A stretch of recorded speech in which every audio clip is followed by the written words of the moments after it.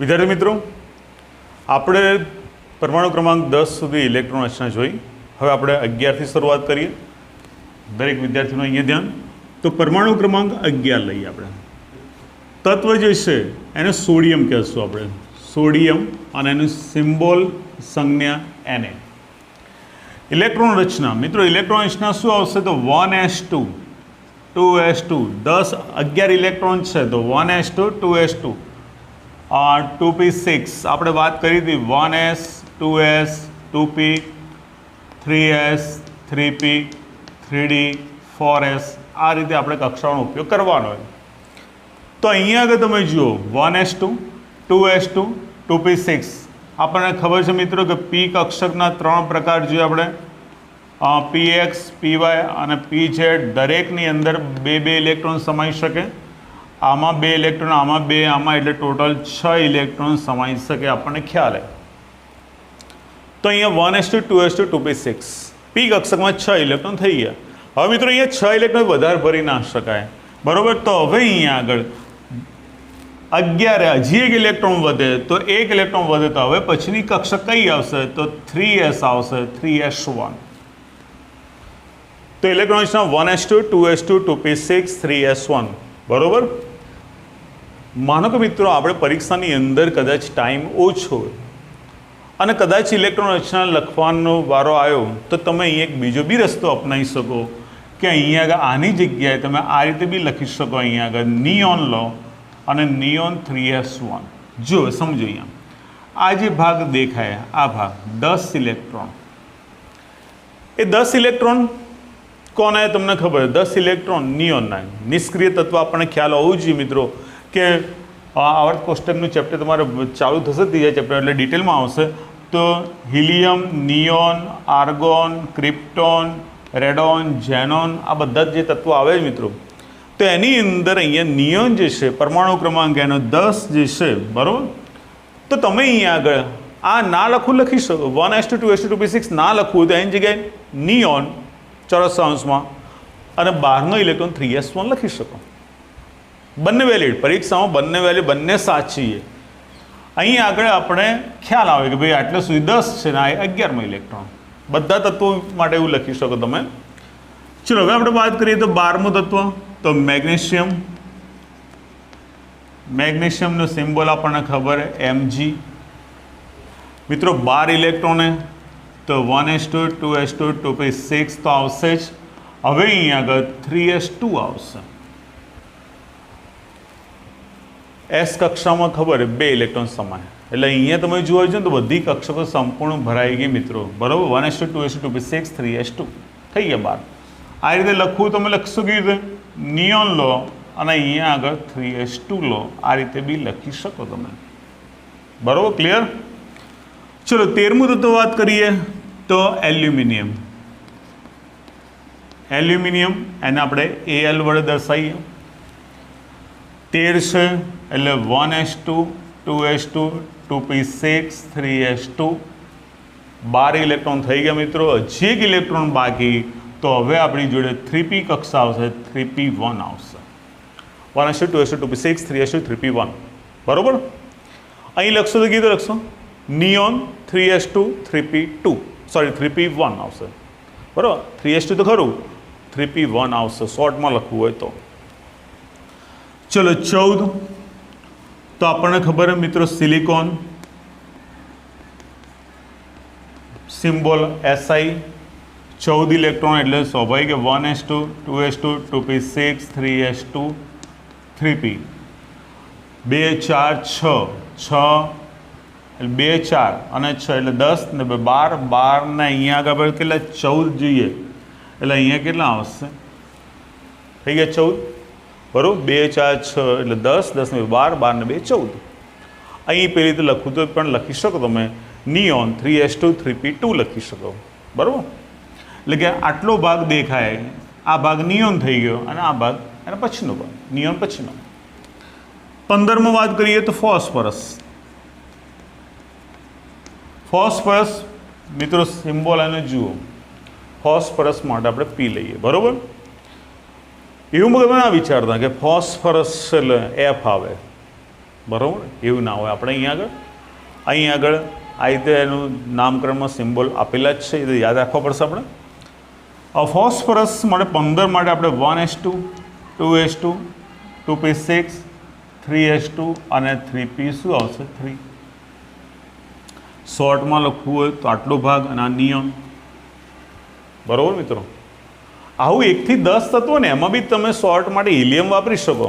આ હિલિયમને 2 ઇલેક્ટ્રોન માટે તમે વાપરી શકો હિલિયમ. બરાબર.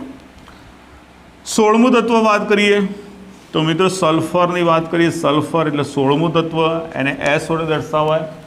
તો ઇલેક્ટ્રોન્સના 1s2 2s2 2p6 3s2 અને 3p4.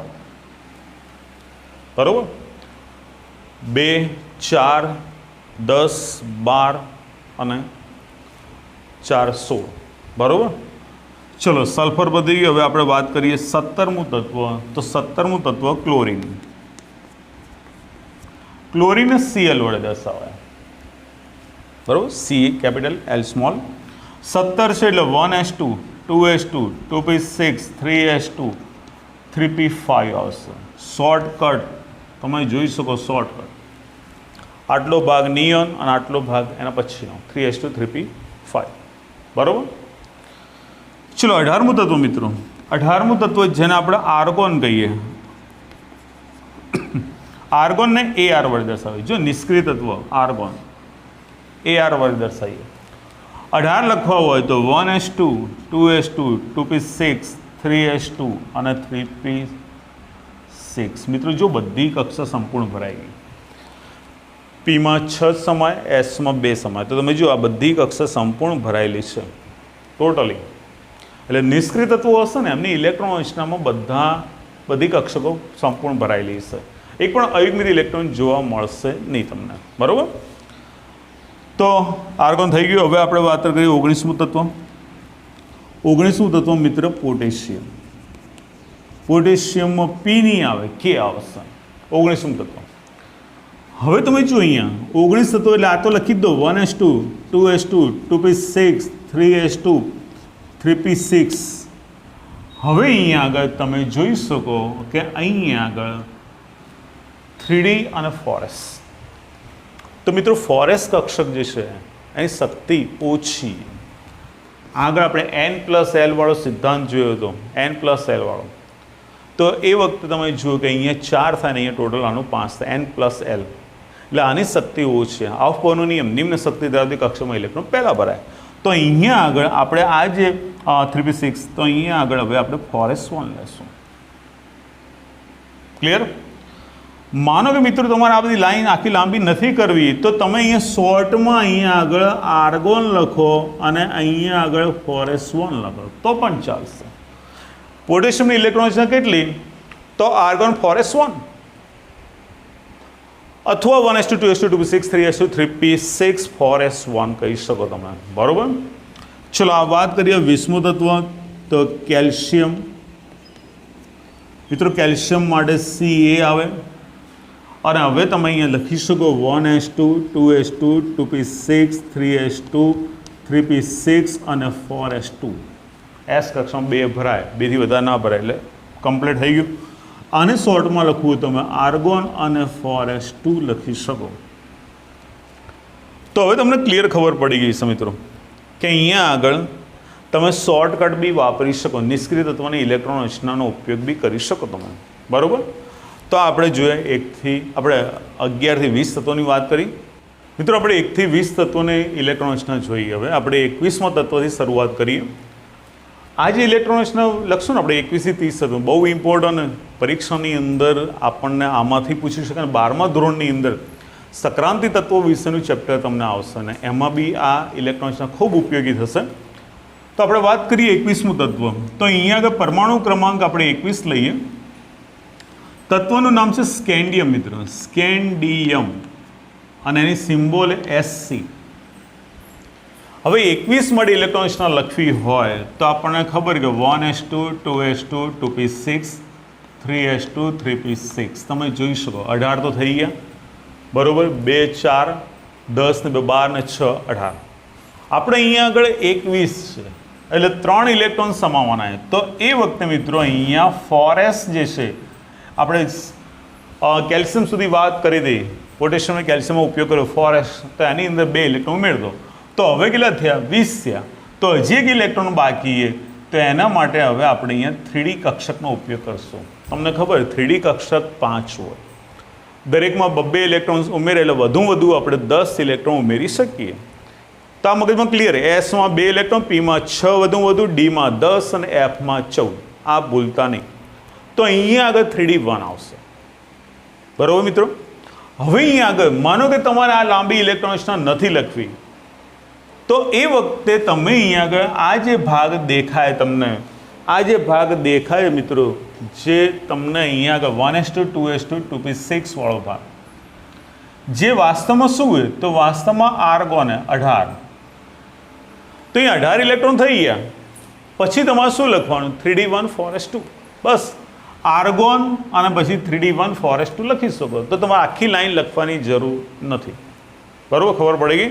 તો હવે આપણે અહીંયા ઇલેક્ટ્રોન રચના લખશું ત્યારે અહીંયા આગળ આ શોર્ટકટનો ઉપયોગ કરશો, શોર્ટ રીત. ચલો 22મું તત્વની વાત કરીએ તો સ્કેન્ડિયમ પછી ટિટેનિયમ. ટિટેનિયમનો symbol TI. હવે 22 પરમાણુ ક્રમાંક એટલે 22 ઇલેક્ટ્રોનની ગોઠવણી કરવી, તો આપણે આ તો લખી નાખો આર્ગોન 18, એટલે આખી રચના અહીંયા આવી ગઈ. હવે અહીંયા આગળ 3D અને 4s, તો 4sમાં 2 ઇલેક્ટ્રોન ઉમેરો. પહેલાં 4s ભરવાની. તો હવે કેટલા ઇલેક્ટ્રોન બાકી રહ્યા? 2.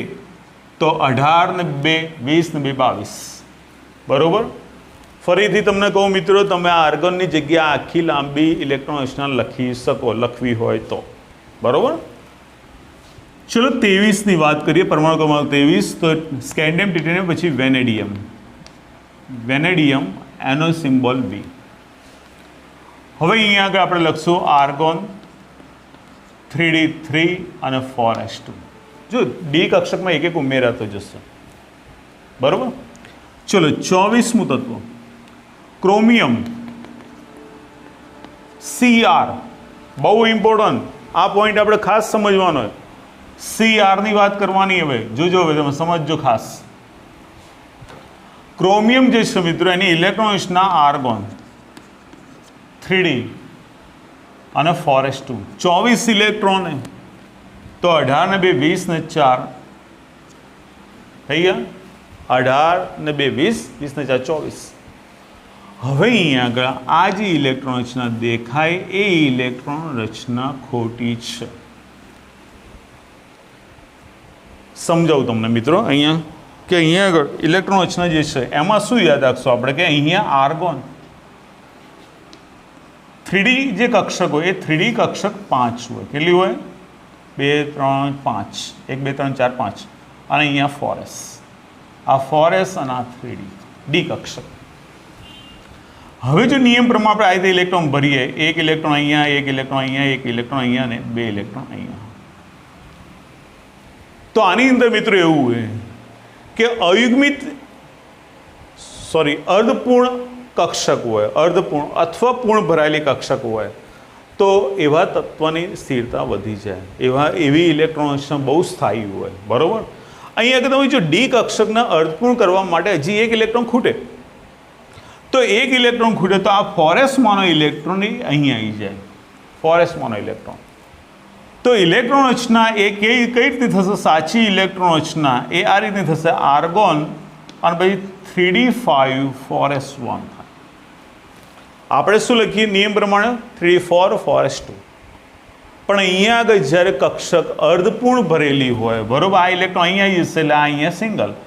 અર્ધપૂર્ણ ભરેલી હોય અથવા પૂર્ણ ભરાયેલી હોય તેની સ્થિરતા વધી જાય.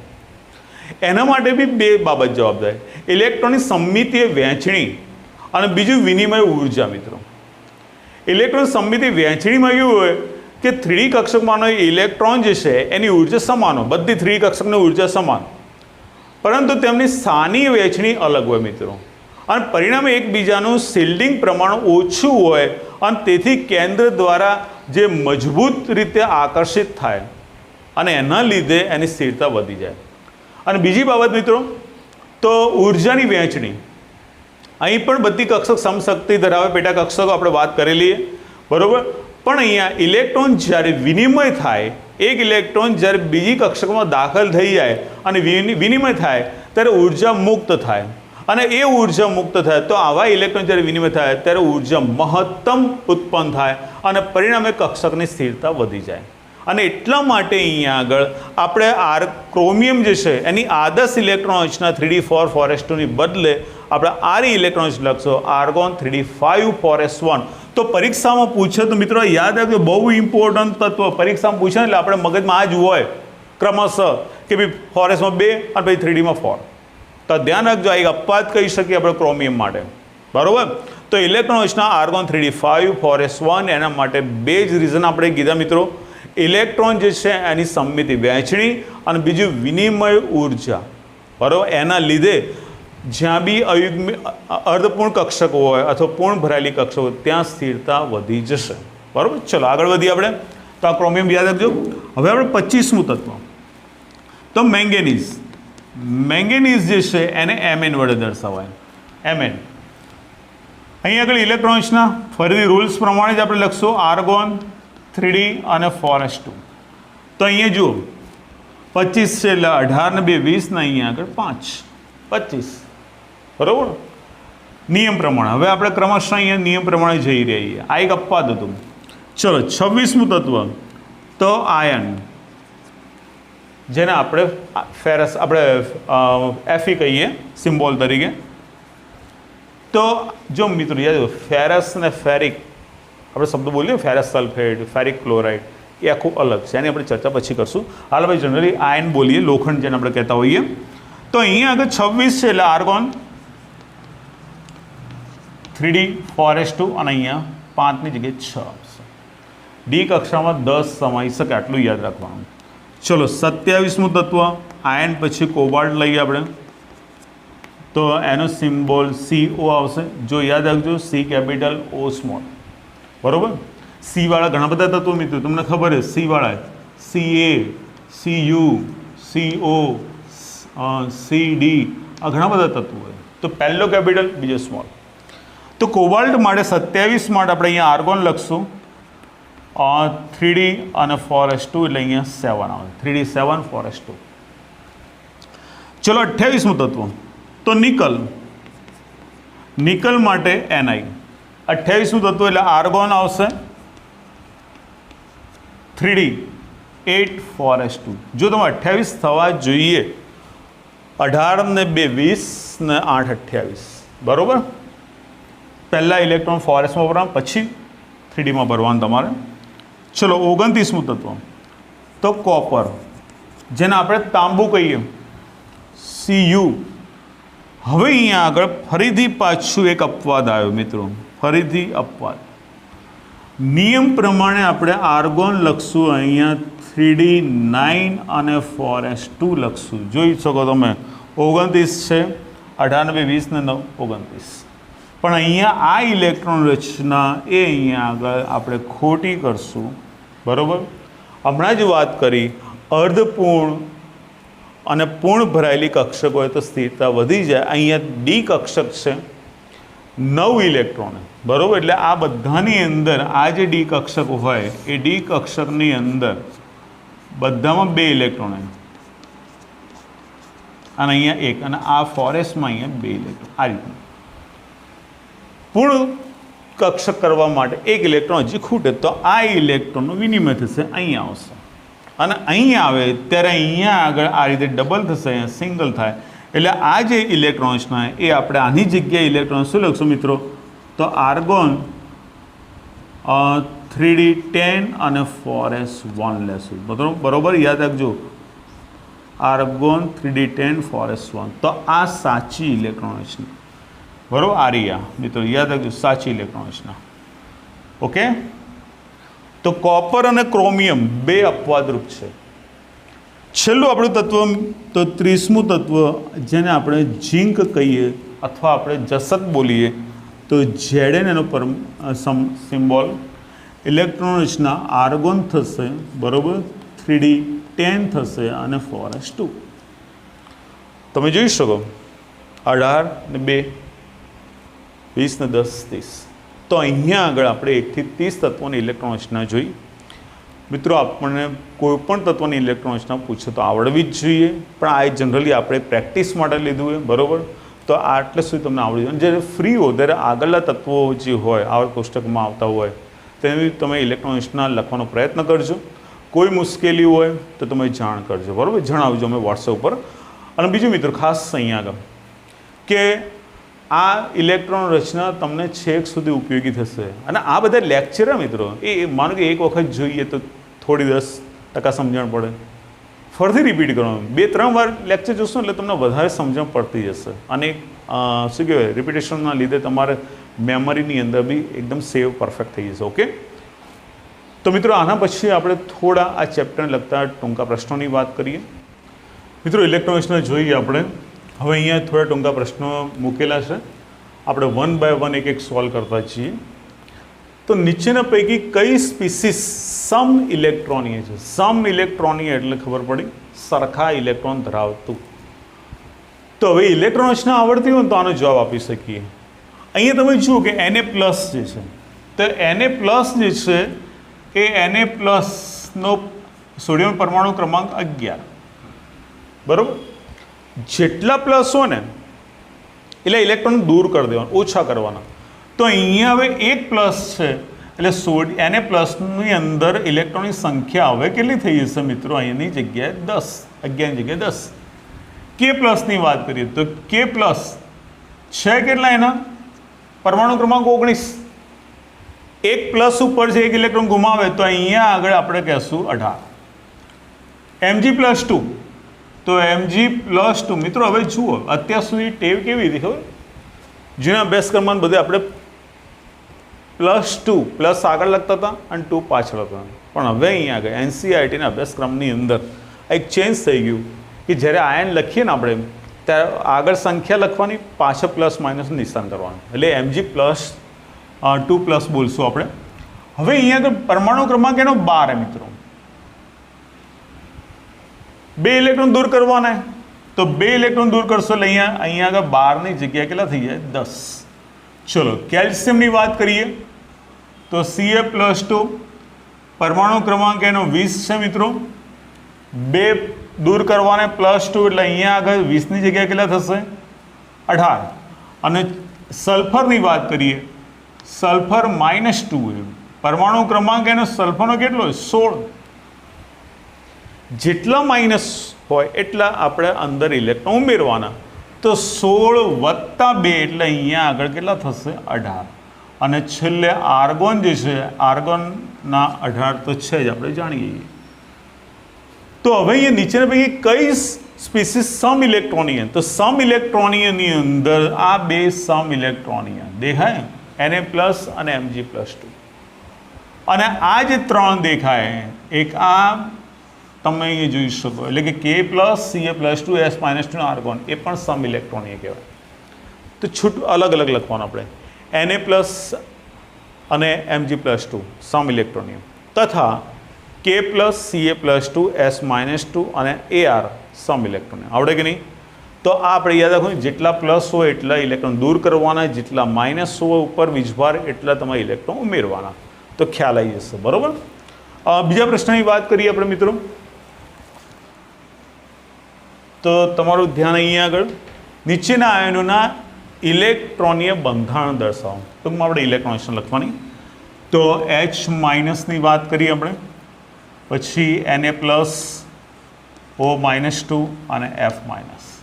ચલો હાઇડ્રોજનનો પરમાણુ ક્રમાંક 1 છે, બરાબર. 1 છે એટલે ઇલેક્ટ્રોન રચના આમ તો નિયમ પ્રમાણે આપણે હમણાં જ જોયું 1s1, પણ એક ઇલેક્ટ્રોન અંદર ઉમેરાયો, માઇનસ છે એટલે ઇલેક્ટ્રોન રચના શું થશે? અહીંયા આગળ 2, 1s2. ઓકે.